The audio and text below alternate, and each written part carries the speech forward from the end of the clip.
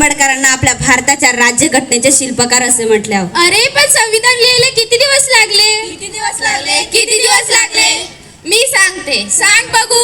संविधान लिहायला 2 वर्ष 11 महिने 18 दिवस इतका कालावधी लागला. बापरे, इतके दिवस? हो, इतके दिवस लागणं साहजिकच आहे.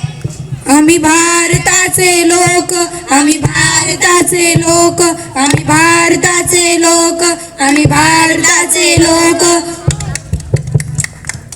तुम्हाला आपल्या संविधानाने कोणते कोणते हक्क दिले आहेत हे माहीत आहे का? चला तर एकदा माहीत करून घेऊयात. समाजात अन्याय अत्याचार झाल्यावर न्याय मागण्याचा अधिकार सुद्धा आपल्याला संविधानानेच दिला आहे. समाजात जात, धर्म, वंश या बाबींचा विचार न करता आपण सर्वांनी एकजूट राहणे हा सुद्धा हक्क आपल्याला संविधानानेच दिलाय. समाजात आपण बंधुभाऊ या नात्याने राहू शकतो हा सुद्धा अधिकार आपल्याला संविधानानेच दिला आहे.